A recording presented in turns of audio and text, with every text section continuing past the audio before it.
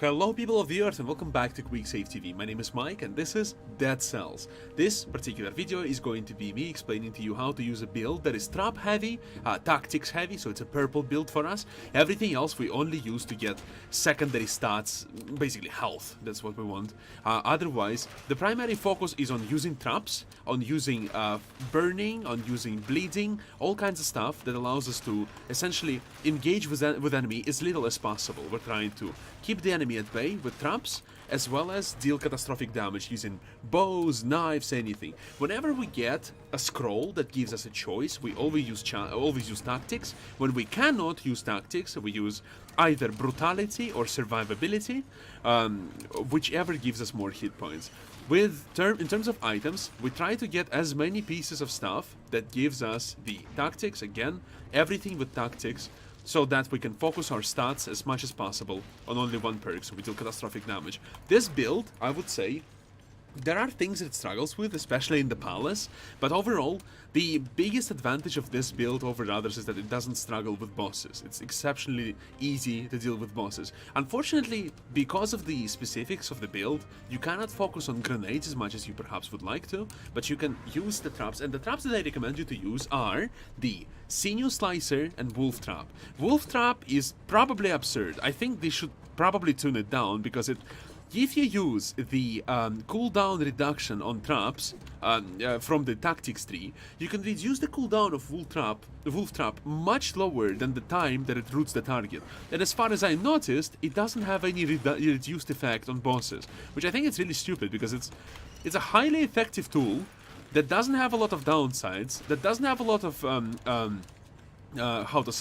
lot of ability to play around for bosses, so they walk into your trap and they're lost. Okay, now we got something that is not our primary skill, so we get whichever gives us more hit points. In terms of hit points, again, it's very weak, this build. It focuses on one of the trees, so it's going to be fairly weak, and it doesn't focus on the most fattest of them all.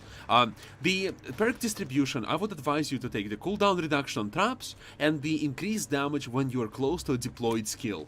Another thing that's really good is increased health. I think it's really good for this build because it allows you to get even more hit points if you can. Another okay choice is the one that allows you to restore HP whenever you kill the enemy. But again, it's kind of a problem because you focus on tactics, right? The primary skill that you use is tactics, so the only thing you can utilize well are spells, traps, things like that, and bows, right?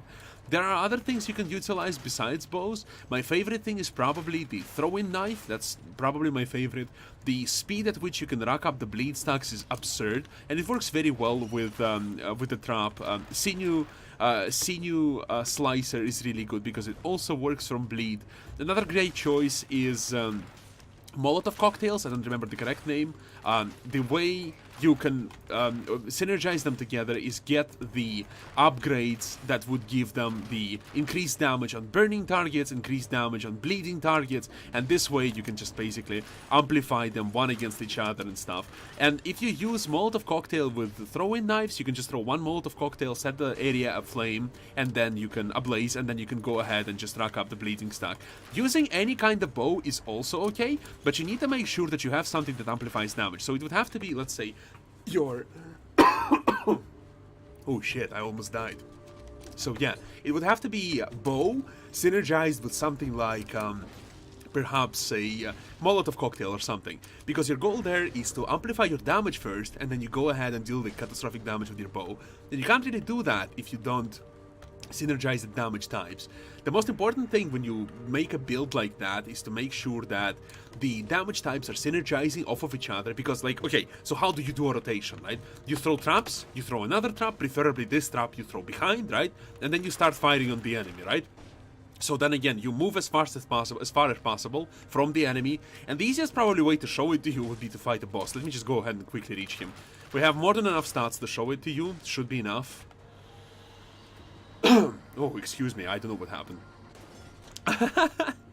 Okay, Black Breach, fantastic. That's the first boss in the game.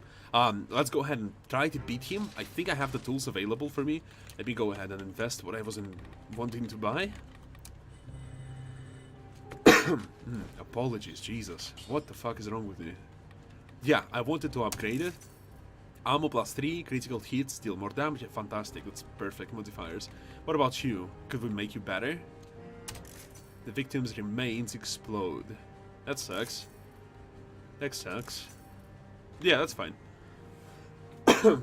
What about... Huh. Yeah, burning. Look at this. Burning against burning. And this one doesn't have any modifiers.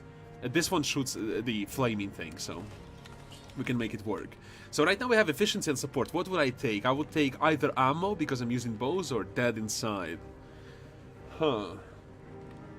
I think dead inside is better. There you go. We increased the hit points by a dramatic percentage. So, okay, so this is how we would fight a boss. Boss fights are probably the easiest part of using this build.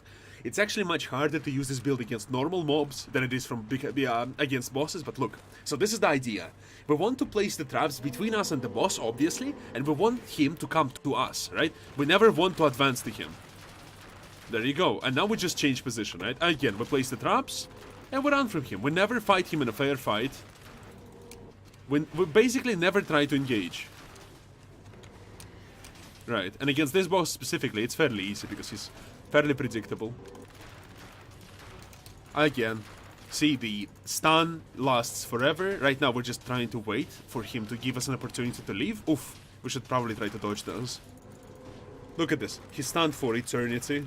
And while he's stunned, we can go ahead and just pummel at him. And the best thing is when he jumps at us, he can still get stuck in a trap, which is a really bad thing for him, because, you know... So by using this kind of low interaction, look at this, there's no interaction with the boss, right? Boss doesn't do anything to us. We avoid all of the difficulty. Look at this, again, stuck in a trap. It's just fucking obnoxious. And I even played it poorly, right, while talking to you, and I still managed to do it all so well. Look at this, I only spent 1 potion, no problem, we're doing fantastic. So, in a nutshell, this is the build, this is the way we would work with this. It's a build focuses on traps, focuses on bleeding, burning, and on ranged combat, in which you prioritize tactics over everything else. Thank you so much for watching and listening. Have a fantastic day, good luck in your own runs, and I'll see you soon. Bye-bye!